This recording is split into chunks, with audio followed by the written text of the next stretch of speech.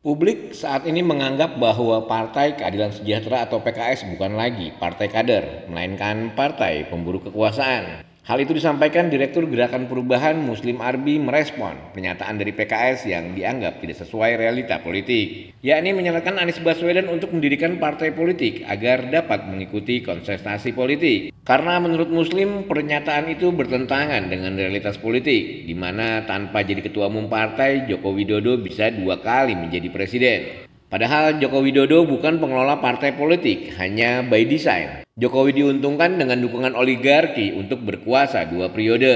Pernyataan kader PKS itu semakin meyakinkan publik. PKS bukan partai kader, tetapi partai pemburu kekuasaan, ditegaskan Muslim Arbi. Sedangkan Anies Baswedan, kata Muslim, berhadapan dengan kekuatan oligarki parpol dan pemilik modal, sehingga harus disingkirkan atau tersingkir.